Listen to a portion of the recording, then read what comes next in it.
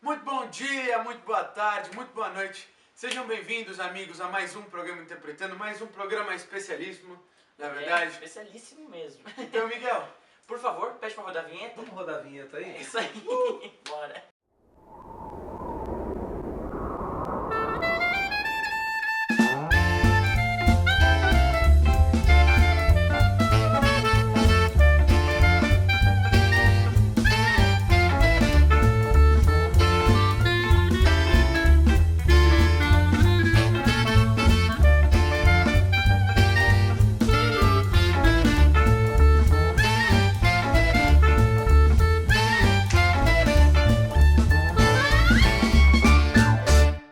Olá, queridos amigos, queridos interpretadores, bem-vindos mais uma vez a mais um programa Interpretando. Hoje aqui com o nosso querido amigo Miguel, já é de casa o Miguel, né? Então, muito em casa. Nosso querido escritor, palestrante, e hoje aqui como psicógrafo, né, Miguel, pra gente conversar um pouquinho. Bom, Simplesmente janeiro. Bom, continuando a nossa série sobre mediunidade, falamos de mediunidade no Interpretando Responde, falamos com o Dr. Marcelo, programa 17, agora programa 18, e agora falaremos de psicografia, mediunidade e psicografia. Vamos conversar a conversa? É isso aí. Vamos sim. Miguel, pra gente começar esse nosso bate-papo, eu queria que você desse pra gente uma noção geral de o que é a psicografia. A psicografia é a captação daquilo que o espírito quer transmitir, posto que somos médiuns, medianeiros, e vai ficar registrado, vai ficar no papel. É isso. Perfeito. Miguel, legal a gente lembrar assim que o espiritismo ele se deve muito à psicografia, né? Os médiuns que acompanharam o Allan Kardec, o Chico Xavier, poxa, desenvolveu muito o espiritismo, né? E o espiritismo se deve muito a isso. Como você vê hoje, no contexto atual, a importância da psicografia para o espiritismo? A psicografia, naquela época, ela tinha uma conotação de provar, de mostrar as evidências da espiritualidade e muitas vezes através de um sistema, o lápis na cesta, o médium doando energia, o espírito pegando o lápis e escrevendo, aquilo com as pessoas assistindo essa reunião tinham a certeza que havia um espírito ali, alguma energia fazendo aquilo. Hoje nós não precisamos mais provar dessa maneira que um espírito é capaz de escrever, de usar um médium. A doutrina espírita está aí muito clara para todos, então não há mais essa necessidade. Ela tem a necessidade também do consolo. Chico Xavier, o nosso apóstolo do amor e do espiritismo, ele foi um médium que captou livros na complementação da doutrina espírita, do que Kardec fez, e também consolou. Ela tem hoje a conotação de consolo, com algumas ressalvas ou observações que eu vou fazer para vocês na decorrência do programa. Que ótimo. Perfeito. Bom, e lembrando, né, que a psicografia, nesse início do espiritismo, há 150 anos atrás, com Kardec, teve características que foram extremamente importantes para que nós conhecêssemos a doutrina como a conhecemos. Sim. Porque pensando nas mediunidades que se manifestavam, as materializações, os efeitos físicos, a clarividência, a psicofonia, bom, eram mediunidades de relatos pessoais, né? De que um seleto grupo veria e passaria, mas não tinha caráter de global, de que todos os pensadores, todos aqueles que não estavam dentro do ambiente espírita pudessem acreditar De perenidade, né? Isso, muito bem. De continuar os estudos espíritas. A psicografia, guiada pelo mestre Kardec, né, que guiou e fez tudo que fez, todas as perguntas, enfim, permitiu que conseguíssemos chegar a um ponto de categorizar a doutrina, ou podemos dizer, de que ela pudesse tomar o caráter de ciência, de filosofia, e não apenas de misticismo, de religião ou de efeitos ao acaso. Ah, sim. Mas sim trouxessem todo o conteúdo evangélico, todo o conteúdo de ensino moral que a doutrina vem trazer, porque ela é o Consolador prometido. E quem se aproveita disso hoje somos nós, né? A gente tem aí um legado gigantesco. Primeiro, as 5 obras básicas de Kardec, sem contar a Revista Espírita, né? Tantos espíritos que vieram dar mensagens lá, Santo Agostinho, por exemplo, como a gente colocou no último programa. E os mais de 400 livros de Chico Xavier, os livros de Divaldo, então, não deles os livros, claro, né, mas psicografados por eles. E quem se aproveita disso somos nós agora, né? A gente poder ter todo esse legado aí pra gente estudar, aprender, se desenvolver no Espiritismo. Essa era a missão. Essa é a missão de um médium psicógrafo, de receber essas mensagens, essas orientações e ficarem registradas para a posteridade, para que nós continuemos estudando. Assim foi com eles citados, Divaldo, Chico, encabeçando esse trabalho na continuidade de Kardec, com toda a sua experiência e moral, principalmente, e também Ivone Pereira e tantos outros que deixaram obras seríssimas, com um cunho de educação, de verdade, de estudo, nos dando o suporte para que chegássemos aqui hoje falando de psicografia. Bom, você já adentrou nesse terreno, então vamos entrar de vez. Quem é o médium psicógrafo? Quem é essa personagem, esse medianeiro? É muito interessante nós lembrarmos nesse momento a observação que Divaldo Pereira Franco fez uma vez, que mediunidade não se desenvolve, mediunidade se educa. Eu gosto muito dessa posição, porque evidentemente todos somos médiuns em diferentes graus, níveis de sensibilidade, mas eu não posso querer que o Augusto seja um médium psicógrafo só porque você gosta de escrever ou porque tem a vontade de consolar famílias. Que o faça com o seu verbo, com a sua capacidade, com a sua alegria, com o seu entusiasmo. Desenvolver um médium psicógrafo só porque você disse que a mão tremeu um pouco, sentiu vontade de escrever, emocionou-se em casa após uma oração. Acontece muito isso. Vocês já ouviram pessoas comentando que em determinado momento sentiram formigamento nas mãos, e nem sabe se é pressão baixa, se é pressão alta, se é alguma questão de física, mas já acham que é mediúnico. Por quê? Muitas vezes porque gostam da psicografia, porque acham bonito, porque se inspiram com o médium psicógrafo, ou porque foram consolados através da psicografia. É preciso diferenciar essas coisas. Quando nós adentramos o terreno da espiritualidade através da doutrina espírita, precisamos ligar o questionômetro. Eu tenho que questionar tudo, porque a doutrina espírita me permite questionar, não tenho que aceitar simplesmente, Com certeza. não perguntar mais. Acho que é o grande... Principalmente no que diz respeito ao que eu sinto, ao que eu quero fazer. É o grande ensinamento de Kardec, né? É o grande questionamento. A lição que o método dele pode nos trazer. Porque às vezes a gente observa o método de Kardec apenas como uma forma que foi utilizada para que nós pudéssemos estudar ou que pudesse chegar à ciência e filosofia. Mas ele tem todo um lado moral dentro desse método, da forma como ele faz, que nós devemos prestar atenção. Então, quando ele diz que se alguma parte da doutrina não estiver fazendo sentido ou estiver fora dos preceitos do Evangelho, que se refaça, que se repense. Sim. Então, por que a mediunidade seria diferente? Exato. Exatamente. E, Miguel, se me permite ainda continuar Claro. no seu comentário, então como eu descubro, como eu sei quem é o verdadeiro médium psicógrafo? Ou como eu mesmo, como psicógrafo, ou acreditando ser psicógrafo, como eu sei se sou realmente psicógrafo?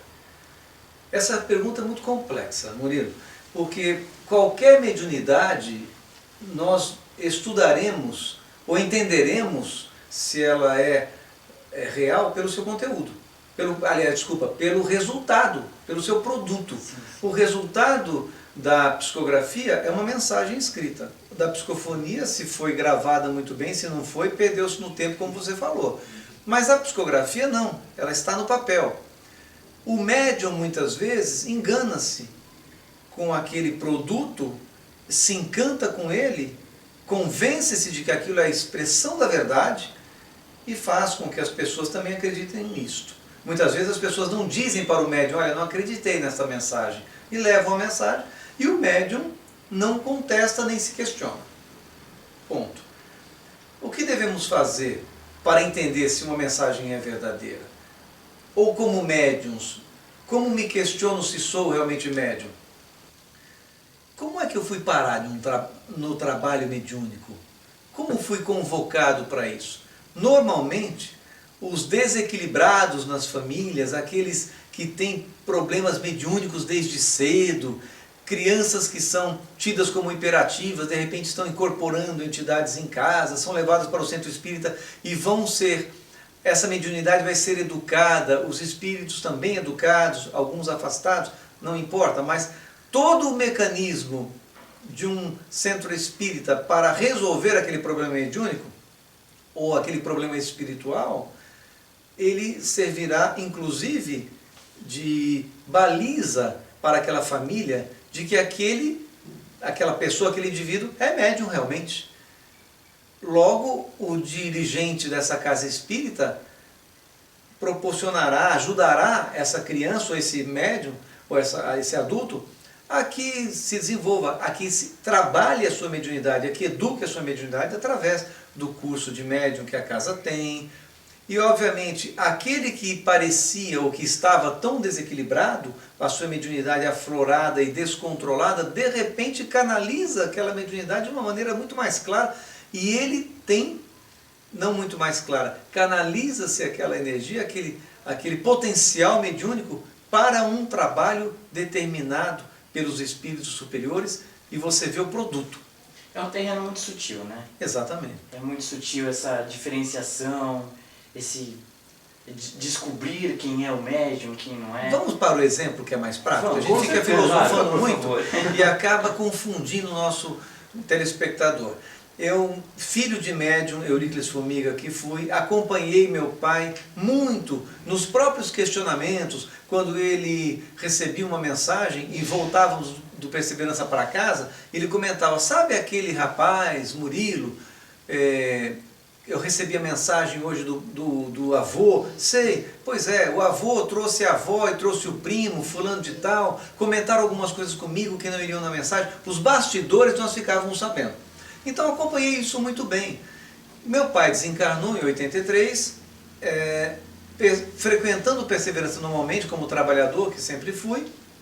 Determinado dia, Dona Guiomar passa por mim, em 1991, mexe no meu queixo e fala, filhinho, era antes do trabalho, 7 horas da noite, 8, meu filho, vai para a mesa com papel e lápis para psicografar. Eu disse, Guiomar, quem psicografa é o Quito. Deve estar confundindo. Deve estar me confundindo. E ela brincou, confundindo você com o Quito. Para com isso. É a formiga que está aqui do lado pedindo para você levar papel e lápis para a mesa. Vai psicografar. E o que eu fiz, Murilo? A pose de médium. Já que foi com ordem da chefa, botei a mão na cabeça, aprontei o papel e a caneta ali e fiquei naquela pose absolutamente brincando comigo mesmo. Estava sério perante o público, mas achando, aqui não vai sair nada. E eu tenho total liberdade de dizer, não produzi nada porque não sou médium. A senhora se enganou. Mas naquele instante eu senti o plexo solar completamente afetado, muito, parecia um enjoo, uma ansiedade absurda. A mão começou a formigar demais, mas começou, e aqui fazendo uma paródia, formigar demais a mão, era ele mesmo. Enfim, a mão aquela sensação e começou a ficar muito pesada, eu só consegui pegar na caneta e fui perdendo realmente a consciência. Foi a minha única mensagem que eu digo, em quase total inconsciência, porque eu não tinha noção do que estava acontecendo. Eu sentia meu lápis, minha mão correr no papel e sentia que estava escrevendo alguma coisa, mas realmente não tinha noção nenhuma, algumas palavras só.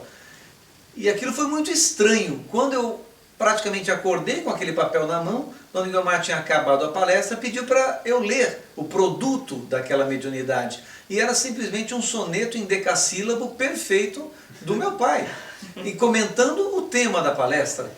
E aí eu fiquei assustado com aquilo, que era uma coisa que acontecia com ele também no passado, quando ele não acreditava no Espiritismo. De repente, Dona Guiomar se vira e diz, agora toda quarta-feira aqui para receber a palavra do mentor. Nunca mais aconteceu com aquela sensação mecânica, Mas imediatamente, na semana seguinte, começaram a utilizar o meu pensamento, a minha bagagem, e iniciaram um processo de falar no ouvido, sugerir na mente. Eu me bagunçava um pouco com essas sensações todas, mas foi assim que começou. Me senti médium de uma hora para outra. Muito gostoso escutar a história, assim, um exemplo, o que aconteceu com você, é muito bom, né? E eu acho que nesse instante cabe também uma das perguntas que a gente tinha programado aqui. A gente vê no livro dos médiuns, quando o Kardec está discorrendo sobre a mediunidade da psicografia, ele fala justamente sobre essa parte mecânica do médium, ou semi-mecânica, ou ainda intuitiva, né? E ele classifica como três tipos, três subdivisões da psicografia. Você pode comentar um pouquinho de cada uma da gente? O que você é? Eu quis dizer dessa mecânica exatamente já entrando nesse assunto. Foi o que aconteceu, eu tive essa experiência de me sentir mais mecânico do que qualquer outra coisa. Posso me lembrar dela e não me senti muito confortável com a situação. Mas esperava que acontecesse outra vez. Nunca mais aconteceu. A partir da semana seguinte, eu entendi, ou das semanas seguintes, passei a entender o que estava acontecendo. Os espíritos sopravam frases, sopravam versos. A minha mediunidade começou com versos, até que é uma coisa muito difícil. Não são todos os médiuns que captam versos, e muitos porque não conhecem a estrutura dos poetas, a estrutura destes versos, dos tipos de construção poética. Eu conheço um pouco, então isso era uma bagagem que ajudava os espíritos. E eles começavam a soprar frases, só que eu não conseguia concatenar as ideias. Eu pensava que algumas eram minhas, e viam frases muito prontas. E o que poderia me provar que aquelas não eram minhas? Na verdade, eles sabiam que o terreno era longo, que demoraria muito para eu fazer essa distinção. Eram anos. Eu tinha aquela ansiedade de saber na semana seguinte ou na outra se aquilo era 100% deles ou não. E o Chico dava risada. Divaldo também me ajudou muito em umas questões que fiz a ele quando vinha a Perseverança. E foi aquele misto de descoberta entre o que o Formiga conseguia soprar no meu ouvido, usava a mente, parecia que gritava na minha mente, dentro da minha cabeça, e não era no ouvido. Em outras vezes eu sentia aquilo mais sussurrado no ouvido, e de repente eu queria sentir de uma maneira ou de outra, e nunca vinha como eu esperava. E as dúvidas permaneciam, o que é meu, o que não é meu, até que passei a levar as mensagens para o Chico, e ele dizia: ai que bom, Miguel, Formiga foi, mas não foi, é ele na íntegra, meu filho, continue. E teve uma situação muito interessante uma vez, que essa coisa do encantamento que eu falo sempre do médium, começa a se encantar com a mediunidade, e evidentemente que eu me encantei muito, e isso não pode beirar o terreno da vaidade, mas beira muitas vezes. Somos falhos, somos humanos, e nos sentimos motivados a ser o médium que queremos ser. Muito bem, só que a espiritualidade quer usar simplesmente como um instrumento, nada mais do que isso, e um instrumento devedor que tem muito a resgatar, a cumprir e a fazer dentro do compromisso tratado. E esse encantamento, essa vaidade atrapalham demais o trabalho. Mas eu permaneci um pouco assim, até que os espíritos foram me ajudando a descobrir os caminhos que a minha mediunidade poderia tomar para que o produto fosse verdadeiro, cada vez mais. Ótimo, ótimo. Muito gostoso escutar essas experiências, né? Dr. Marcelo até disse, poxa, é tão legal que a gente conversar sobre experiências, porque o livro nós temos, né? O que nós não temos é você do lado. O que acontece, né? Dentro disso, uma vez eu acostumei então, na sequência desse assunto, com o Formiga vindo às quartas-feiras, eu me preparava, orava o suficiente, me punha na posição ali à mesa do lado de Dona Guiomar, dirigente do nosso trabalho, da nossa casa Perseverança, com todo o respeito que eu sempre tive por ela, eu me sentia seguro. Se ela está me permitindo estar aqui, é porque eu tenho essa mediunidade. E continuei. Até que eu me acostumei com o Formiga chegando e meditando o poema, o comentário, como palavra do mentor. Depois foram mudando, alguns espíritos vinham, Frei Martinho, que era um frei que escrevia por ele também, meu próprio avô, José Ferreira, que escrevia por meu pai também, mas todos ali já de uma certa afinidade comigo nesse desenvolvimento. Até que um determinado dia, meu pai trouxe uma entidade e eu percebi que essa entidade tentou falar comigo, me trouxe uma frase e eu a captei completamente. Mas de repente eu não quis colocar no papel. Eu disse para o espírito, fala para o formiga, que o formiga tem mais sintonia comigo e eu vou captar melhor. E ele disse assim, mas você está entendendo o que eu estou falando? Por que você não escreve? E eu refutei, olha, mas vamos fazer o seguinte, fala com o formiga, ele me passa, é melhor. Na segunda vez o espírito, mas você está me entendendo, Miguel? Escreva aí. Naquela dúvida, alguém fez uma pergunta para Guiomar, no assunto corriqueiro da palestra lá, dizendo assim, Guiomar, e a psicografia? Eu não estava escutando aquilo. De repente escutei, porque a Guiomar disse assim, a psicografia é uma mediunidade muito interessante. Se o médium não está devidamente preparado, ele acaba duvidando dele mesmo. Por quê? Formiga, Euríclides Formiga, que foi médium, nosso mentor hoje, trouxe aqui o Vinícius de Moraes, que está ditando uns versos para o Miguel e ele está se recusando a escrever, está refutando. Então é assim, quando o médium não aceita, não acontece a psicografia. E aí, naquele instante, o Vinícius perguntou, está vendo, agora eu posso escrever? E eu disse, pode, então vamos tentar. E ele escreveu o primeiro soneto, que eu também levei para o Chico para confirmar. E com aquela intimidade foram vindo outros poetas. Eu fui sentindo que cada um tinha um veio, uma dificuldade, uma diferença, enfim. Alguns me pediam palavras que eu não sabia, me mandavam estudar alguma coisa, alguma construção poética que eu também não tinha noção. E aquilo eu me atrapalhava na hora do trabalho, não produzia o que tinha que produzir, formiga complementava de qualquer maneira, e eu percebia onde tinha falhado e onde eu tinha que estudar. Então o médium tem que buscar conhecimento, porque eles vão utilizar o conhecimento do médium. Ah, que legal. Muito importante dizer isso, né? Ainda mais um trabalho diverso, né? Um trabalho de poema como você faz. Me fala, você faz esse trabalho de prosa e poesia. Você sente alguma diferença na hora de psicografar? Muita. Parece que há comentários, inclusive, que os médiuns que captam versos são poucos, porque o espírito não quer, claro, que o estilo seja mudado, porque ele vai usar a bagagem do médium, mas ele vai usar um pouco da bagagem, vai inspirá-lo, vai conduzir aquele verso, mas não pode mudar o sentido. Tanto que na construção de um soneto, por exemplo, quando eu não pego uma frase, quando eu não capto bem, o Formiga muda a frase na hora, como improvisador que era, como grande poeta, ele muda o verso sem mudar o sentido do soneto, sem mudar a rima e sem mudar a acentuação. Porque um soneto, obrigatoriamente, ele tem acentuação na quarta e na décima, ou na sexta e na décima. Então você pega lá um soneto como que eu faça o bem e de tal modo faça, que eu faça o bem e de tal modo faça, quarta e décima. E o soneto inteiro é acentuação quarta e décima. E o poeta sabe que se eu não captei, melhor ele mudar, porque a acentuação tem que ser mantida e a rima também. Essa é a construção verdadeira. Esse é o produto da mediunidade que realmente o poeta espera como espírito. Miguel, você é músico, certo? Sim. Também é músico. Além de tudo, ainda é músico. Eu gosto muito. Psicografa, prosa, poesia e música. Já psicografou alguma música? Eu não saberia dizer se eu já psicografei outras, mas uma já. Uma já. O que aconteceu é que a dona Guiomar nos pediu uma vez para fazermos uma música para o Chico Xavier. E eu disse, dona Guiomar, nos pediram porque pediu a mim e o Laércio, que era um cunhado muito querido que eu tinha. Continua irmão, mas era cunhado na época.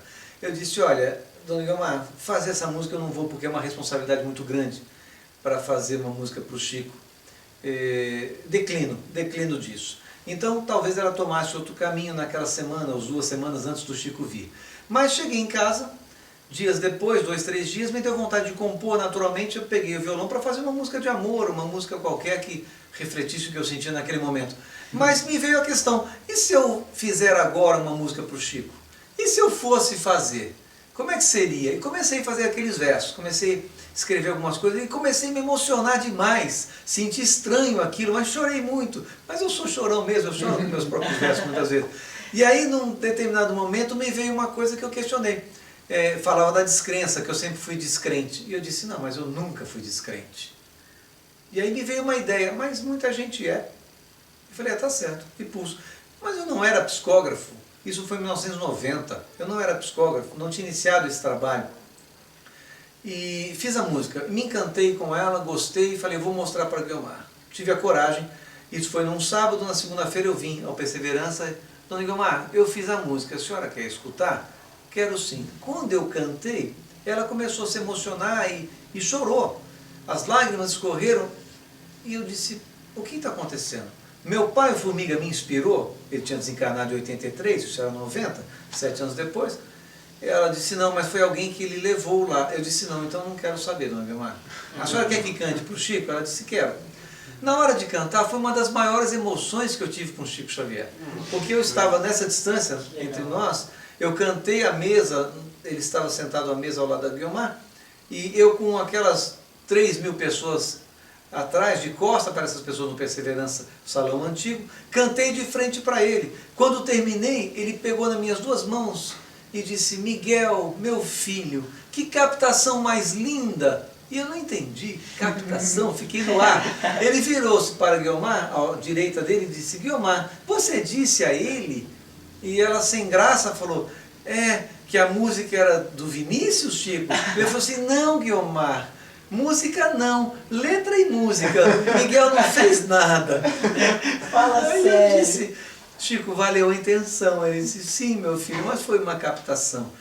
E eu tive então essa sensação de ser o instrumento do Vinícius. Teve uma outra situação em que eu comecei a compor um poema para uma paixão que eu tinha naquela época, e realmente foi uma paixão que eu estava sentindo o computador na minha frente, e eu escrevendo no meio do dia de um trabalho aqueles versos que eu tenho até hoje. E eu estava, era uma cestilha, eram 6 versos, não sei por que quis construir aquilo. E aí no 5º verso, eu parei de repente, sem sentir nada de mediunidade. Eu parei de repente e achei estranha a construção do verso. Eu achei estranho e muito profundo o que eu tinha escrito. Muito interessante. E não era a linha da minha escrita normal de verso. Eu desconfiei naquele momento. Falei, esse verso não é meu. Isso não é meu. Naquele momento em que eu confirmei para mim mesmo, esses versos não são meus, aí eu senti o Vinícius do meu lado, eu ouvi a voz dele e disse, mas essa nós construímos juntos, falta o último verso. E me deu o último verso. E eu falo, o que eu sentia, ele descobriu, claro, ele sabia, e ele me sugeriu. E eu tenho certeza que aqueles versos não foram meus. Que gostoso. Você consegue tocar pra gente? Você lembra a música do Chico? Do Chico eu lembro. Então, que ótimo. coisa! Que bom, vou ter mais um momento de música aqui dele interpretando. Olha Isso que aí. coisa boa. Acho que já virou música oficial interpretando, né? Vou deixar aqui depois.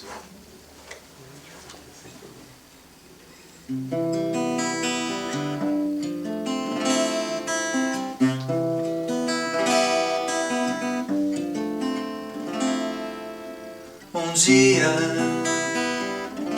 só de olhar pra você, meu coração calou. Quando vim a sentir quem sou e o que me falta ser, ao tocar sua mão, uma força maior me chegou. Simplesmente chorei de emoção, minha vida mudou. Simplesmente chorei de emoção, minha vida mudou. Sua voz me mostrou claramente uma luz, o caminho que eu procurava sozinho, muitas vezes descrente. Ao sentir seu amor, doação, o exemplo que fundo calou, simplesmente chorei de emoção, minha vida mudou.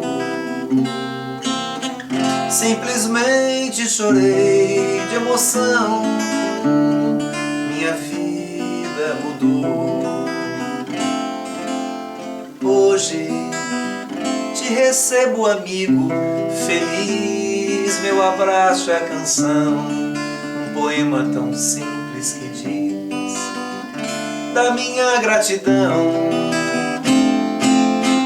Só te peço perdão. Se chorar eu não posso esconder ainda aquela antiga emoção.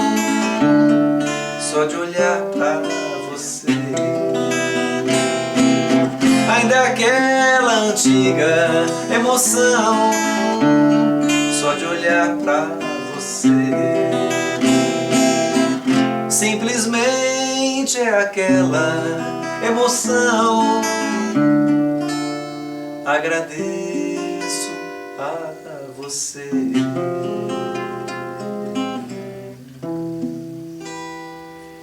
Olha, porque Emoção de cantar não, isso emociona, olhando pro Chico, né? emociona, certeza que te emocionou, porque me emocionou também muito. Imagina naquele Linda instante, né? música. Nossa.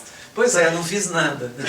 Nossa, pensar que teve Vinícius de Moraes dentro interpretando. Eu acho que mais que isso, né? Porque é uma música dedicada a Chico Xavier, então é uma emoção muito grande. E num programa sobre psicografia, A mais do que isso, né? fazer uma homenagem pra Nosso Chico. grande mestre. Nosso grande mestre. Fazer uma homenagem pra Chico. Lindo, lindo. Bom, estamos falando de grandes mestres da psicografia, estamos falando da sua mediunidade. Como você observa essa herança mediúnica que seu pai te deixou? Sabemos que esses grandes médiuns, possuem sempre um espírito que guia a mediunidade. A gente tem Divaldo com Joana, Chico com Emmanuel. Como você observa isso com seu pai? Primeiramente, eu não me acreditava médium na minha adolescência e dizia para Guiomar, Dona Guiomar, que eu não me sentia médium, que era uma família de médiums, mas que eu não me sentia com mediunidade. E ela dizia, você vai ver, meu filho, espere e verá. E aquilo ficou na mente, não que tivesse vontade de ser médium, mas numa casa onde o Quito Formiga incorporava num quarto as entidades que naquele momento conturbavam a nossa casa, a nossa vida, até para o nosso aprendizado. No outro quarto incorporava o Formiga, passávamos noite esclarecendo espíritos, tentando afastá-los, tentando recobrar o equilíbrio da casa. Que foi isso o maior chamamento para a doutrina espírita, o desequilíbrio mediúnico na própria casa. Muito bem, se eu não sentia o desequilíbrio, se eu não era um médium de incorporação, eu não pensava que existisse outra mediunidade, ou que pudesse ser eu um instrumento de outra. De repente aquilo ficou lá atrás. Quando o Guiomar me chama para ser instrumento mediúnico no Perseverança, já foi uma coisa muito estranha, como eu contei para vocês. Mas há uma explicação interessante para isso. Certamente já nasci com a mediunidade da psicografia, não sabia disso, ela sabia.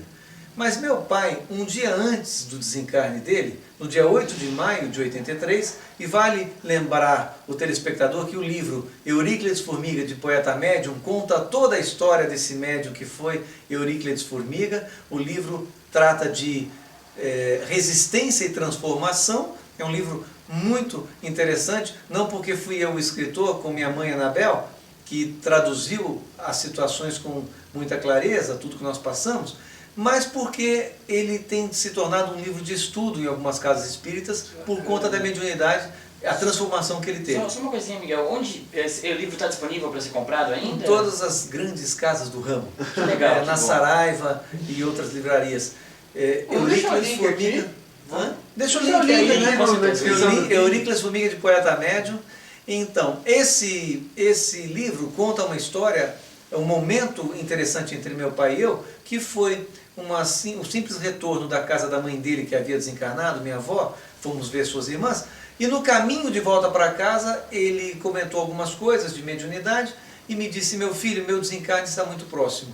E eu questionei aquilo, duvidei, falei, imagina pai, eu estou sentindo e quero pedir algumas coisas a você, que é meu filho mais velho, e me falou algumas coisas e eu disse, não acredito. E ele perguntou, mas por que você não acredita que eu vá desencarnar breve? Eu falei, porque você aposentou-se agora, tem todo o tempo para dedicar-se à doutrina espírita, ao lado do Chico, são 10 anos de psicografia com o Chico, eu falei, indo ao Uberaba a todo instante, consolando tantas famílias através dos livros, Motoqueiros no Além, outros livros, Motoqueiros no Além acho que não tinha saído ainda. Mas enfim, Mais Vida, Notícias no Além, Alô Amigos, todos esses livros, e você acha que a espiritualidade agora vai levá-lo? Quando você pode ser muito mais útil? E ele mencionou bem em silêncio, aquele profundo no interior, ele disse: meu filho, eu neguei muito a mediunidade, eu fugi muito do trabalho, eu sinto que está próximo. Questionei. Aquilo foi domingo à tarde. Me despedi dele, indo para Lavras, onde eu fazia agronomia, e no momento do beijo, da despedida, ele fez assim, como que salientando o que tinha falado. E eu fechei a porta achando que nunca mais fosse ver meu pai. E pensei que fosse uma influência por conta da conversa. Não abri a porta de novo, mas deu vontade de vê-lo mais uma vez. Fui embora. No dia seguinte ele desencarnou. Eu tive que voltar para casa, realmente, para o enterro. E aí ficou na minha mente aquilo. Ah, porque eu perguntei o seguinte, perdão. Eu disse: tá bom, vai, supondo que você vá desencarnar mesmo, nós vamos ter de ir até Uberaba para ter recado de você, ou mensagem sua, vamos procurar o Chico. Você acha isso? Não vai acontecer, pai, você vai viver muito mais tempo ainda. Ele disse: vocês vão a Uberaba por pouco tempo, porque depois eu vou pegar você e seu irmão para continuarem meu trabalho. Quando a dona Guiomar nos chama, a mim e ao Quito, para a psicografia, simplesmente era realmente a continuidade do trabalho que o Formiga tinha mencionado. Exatamente a questão da herança, né? Então essa herança, você usou a palavra, não é uma coisa física, né? Uma coisa espiritual mesmo. Mas já devíamos ter tratado isso na espiritualidade. Não tenha dúvida, né? Miguel, eu acho que mais uma brincadeira aqui, mas é sério também, né? A gente falou do passado da psicografia, e falamos do presente, eu quero saber do futuro. Como você vê o futuro da psicografia? Será que a gente vai psicografar no iPad? Aconteceu isso domingo, mas foi uma coisa Aconteceu? muito engraçada, até porque Haroldo Dutra Dias, nosso amigo tão querido, Querido um abraço para Haroldo, não é? Abraço. Haroldo esteve no Perseverança com a sua equipe, fazendo aquela palestra maravilhosa, e a Badia tinha provocado o Formiga, de certa forma. Eu fiquei sabendo, não soube disso no dia, mas ela tinha provocado o Formiga dizendo ao Haroldo: olha, vamos provocar o Formiga porque no ano passado ele fez uma mensagem maravilhosa para você, escreveu algo, um poema lindo, que está inclusive num dos DVDs do Haroldo Dutra Dias, o final, aquele poema em que ele termina todos os versos com Haroldo Dutra Dias, maravilhoso. E a Badia desafiou-o dizendo: eu acho que o Formiga não vai conseguir trazer algo mais lindo do que aquele poema. Aconteceu que após tomarmos café com o Haroldo, comentarmos alguma coisa, iniciamos a preparação, oramos para o trabalho, e o Formiga me envolveu. Eu fui para o salão do Perseverança enquanto os músicos tocavam ali, um canto, você sabe que eu gosto daquele cantinho e tal, junto com a música. Naquele instante, ele me envolveu tão profundamente, começou a soprar os versos do soneto. E eu percebi que ele queria que eu anotasse, porque talvez houvesse mais poetas para escrever naquela manhã. E eu só tinha um iPad, então comecei, então medita aí. E ele ditou o poema e eu fui escrevendo no iPad. Psicografia no iPad. E realmente um soneto maravilhoso, que pode encerrar até esse nosso bate-papo de hoje. Claro. Mas quer que seja agora? Pode ser agora, claro. Se você tem no iPad aí. Aí a gente pode dizer que a gente acompanhou esse momento, porque nós estávamos ali no cantinho, só observando, assim, né? Eu chorei muito, vocês viram, né? Que eu não contive as lágrimas, sim. porque é sempre aquele momento de sentir meu pai mais próximo, porque é pai ainda, e porque é um momento muito íntimo, e porque ele se preocupou e confiou no instrumento que é o filho, num instrumento que pode trazer exatamente os versos. Então me lembro o Chico dizendo: Formiga foi, mas não foi. E ele quis fazer uma homenagem, porque o soneto tem uma característica muito séria, que é o fechamento bonito. Um sonetista tem que saber fechar. E ele me disse isso antes: meu filho, eu quero fechar o soneto muito bem, já sei como, vamos ver se você capta, anote aí. Tá bom. O soneto chama-se Portal do Ser, que faz referência ao Portal Ser do trabalho do Haroldo. Ecoa na amplitude um chamamento: levanta-te, ó arauto do Senhor, propõe-te aliviar o sofrimento dos que ainda ignoram o clamor.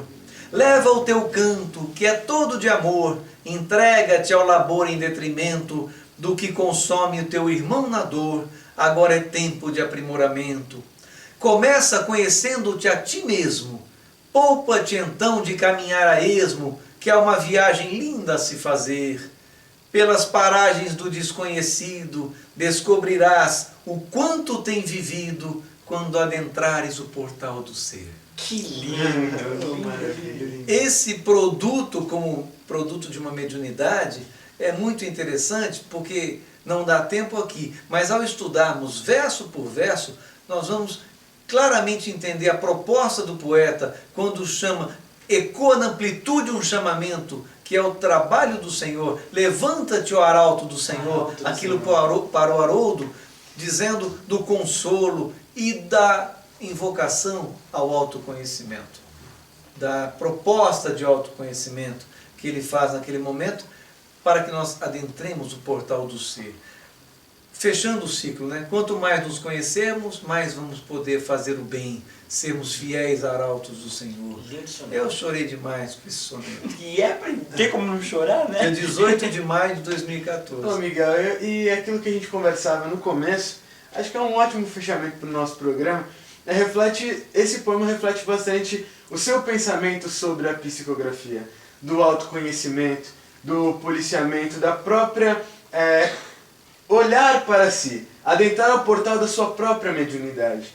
E observar... Cuidado consigo mesmo, como médium, como instrumento, as dúvidas, o questionamento, o quanto precisamos, nós médiuns, aprimorar essa ferramenta, não é verdade? E os caminhos, eu disse numa conversa com vocês, os caminhos não é apenas orar, o caminho não é só orar.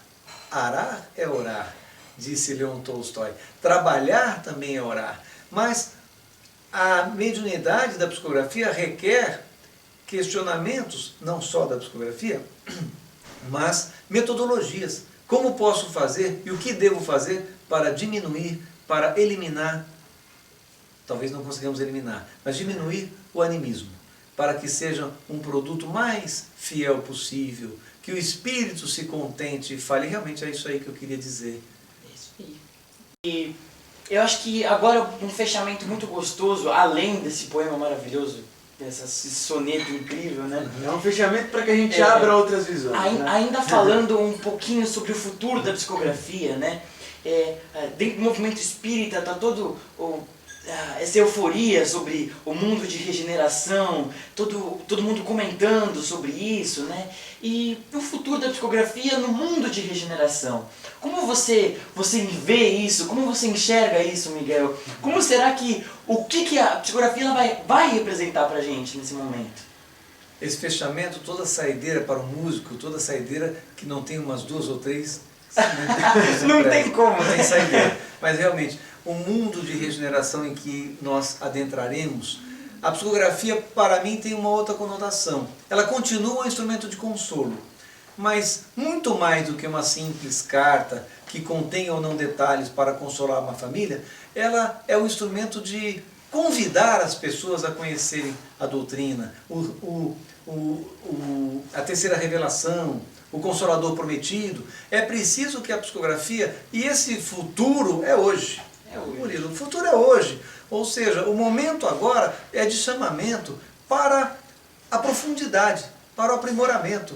O médium não tem que se contentar em dizer, mamãe, papai, estou bem, é assim, olha, morrer é isso, é passar para outro plano. Não, são esses chavões que estão numa carta, que o Espírito fala isso mesmo, mas se o médium não tiver preparado para captar os detalhes que o Espírito quer, hoje, muita gente ainda duvida de uma psicografia e vem questionar. Às vezes não questiona o próprio médium, mas mostra para várias pessoas que questionam e aquela psicografia cai na incredulidade. Por quê? Porque não tinha substância, porque não tinha profundidade, não é só detalhes. Às vezes não tem o detalhe do apelido e do nome, mas tem todo um contexto que a pessoa diz, o médium não sabia disso.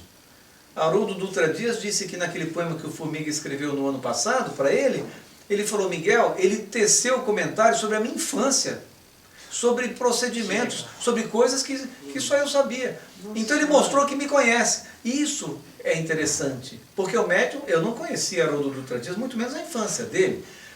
Então a preocupação nossa hoje deve ser com a veracidade, cada vez mais, com a melhoria do médium em seu processo, entender o processo mediúnico cada vez mais, aprimorar-se para realmente ser aquilo que ele se propõe a ser. E não se contentar com o encantamento, com a superficialidade de uma família consolada por cima.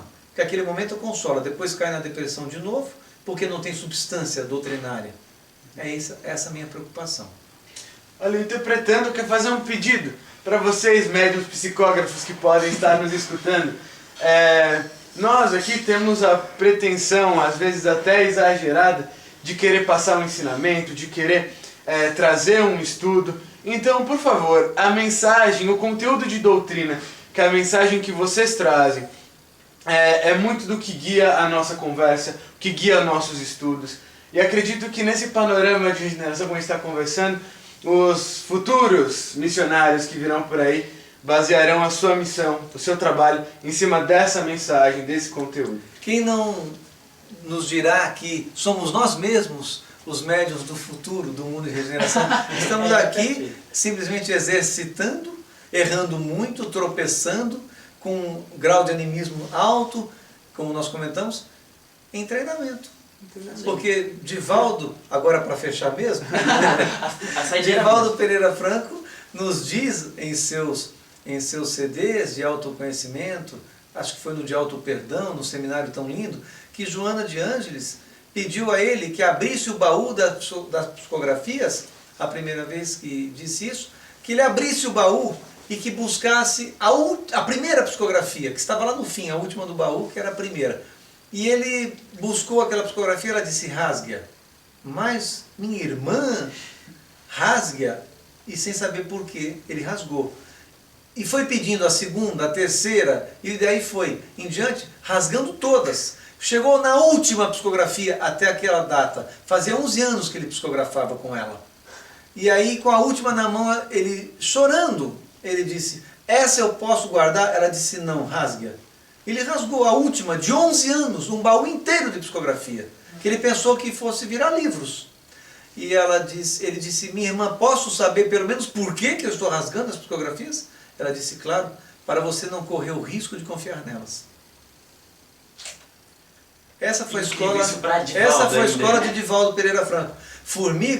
Euríclides Formiga tinha 3 anos de psicografia em livros que o Chico disse que não virariam livros. De poetas que escreveram. Foi um exercício 3 anos.